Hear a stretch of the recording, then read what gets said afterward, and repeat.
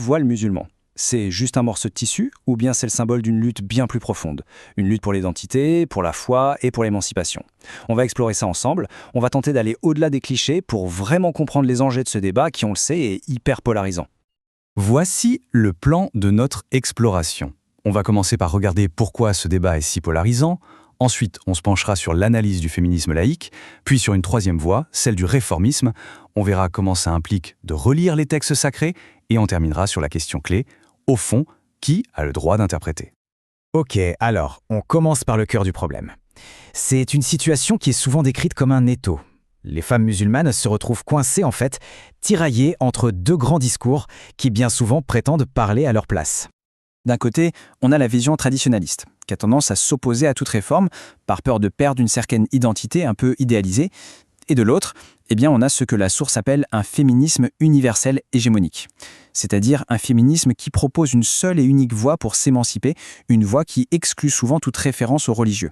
Le résultat, les premières concernées sont prises entre deux feux, et leur propre voix, on l'entend très peu. C'est un peu ce silence qu'on va essayer de comprendre. Alors justement, pour analyser un de ces discours, le discours laïque, notre première source nous transporte au Québec. Là-bas, le débat sur la laïcité a été particulièrement intense et a fait émerger une critique féministe très spécifique qui s'est souvent positionnée pour l'interdiction du voile. Et bien sûr, ce débat, il ne sort pas de nulle part. Il faut regarder le contexte. Tout s'intensifie en 2004 avec l'influence de la loi française. Puis en 2007, au Québec, c'est la fameuse crise des accommodements raisonnables qui met le feu aux poudres. En 2010, on a un projet de loi pour interdire le voile intégral. Et enfin, le point culminant, en 2013, le débat sur la Charte des valeurs. C'est tout ce contexte qui a vraiment cristallisé les tensions. Pour analyser ça, la source utilise un concept qui peut paraître complexe, mais qui est en fait assez parlant.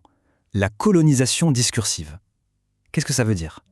En gros, c'est quand un discours dominant vient imposer sa propre grille de lecture, ses propres mots, sur la réalité d'un autre groupe. Et en faisant ça, il écrase toute la diversité, toute la complexité des expériences vécues par ce groupe. Et un mécanisme clé de cette colonisation discursive, c'est ce qu'on appelle l'altérisation.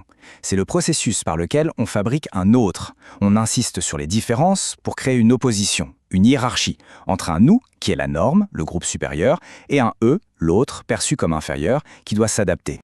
Et regardez cette citation, elle illustre ça parfaitement. C'est Lise Payette, une personnalité publique québécoise, qui dit en 2014 « Si elles veulent rester parmi nous, on commence par enlever le voile ». C'est limpide, non? Le nous est posée comme la norme. Et l'intégration de elles, les autres, elle est conditionnelle. Il faut qu'elles abandonnent leur différence la plus visible, c'est l'altérisation en pleine action.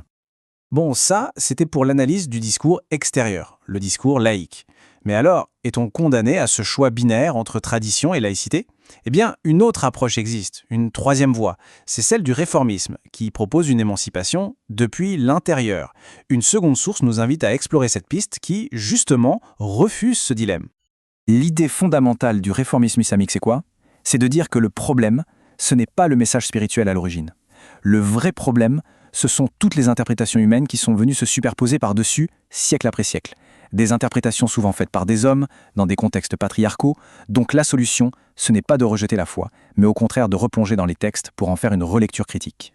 Mais alors, une question se pose. Comment ce message originel a-t-il pu être en quelque sorte caché? La source avance plusieurs raisons historiques. D'abord, des luttes de pouvoir qui ont écarté les femmes.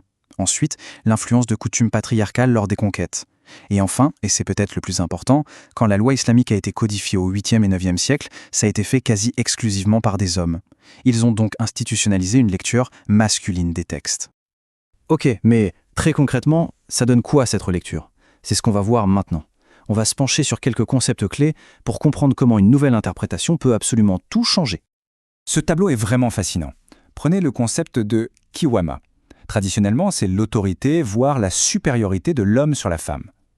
La lecture réformiste dit « Attendez, regardons le contexte du 7e siècle ». En fait, ça désignait surtout la responsabilité financière de l'homme. Ce n'est plus du tout la même chose. Pareil pour la polygamie. L'approche réformiste la voit comme une mesure exceptionnelle dans un contexte de guerre pour protéger les veuves. La norme étant la monogamie. Et là, on arrive au point peut-être le plus spectaculaire, qui concerne le mot « hijab » lui-même. Ce que la source explique, c'est qu'il y a eu un énorme glissement de sens. Dans le Coran, le mot pour un foulard, c'est khimar. Le mot hijab, à l'origine, ça veut dire rideau, partition, séparation. En appliquant ce mot, hijab, à un vêtement féminin, les interprètes qui sont venus plus tard ont en fait justifié théologiquement la mise à l'écart des femmes de la vie publique. C'est une distinction qui change tout. Alors qu'on regarde le discours laïque de l'extérieur ou l'approche réformiste de l'intérieur, on se rend compte que les deux analyses nous ramènent finalement à une seule et même question, une question de pouvoir. Parce qu'au fond, la vraie lutte autour du voile, ce n'est pas juste une question de tissu ou de savoir qui a raison ou tort. C'est une lutte pour le sens, une lutte pour le pouvoir. C'est la question de savoir qui a le droit, qui a l'autorité, de définir ce que les textes veulent dire, ce qu'est l'identité, et finalement de tracer le chemin vers l'émancipation. Et c'est là-dessus qu'on va se quitter, avec cette question, qui va bien au-delà du seul sujet du voile. C'est une question universelle en fait. Au-delà de n'importe quel enjeu spécifique, qui devrait détenir le pouvoir de définir ce qu'est le chemin vers l'émancipation ?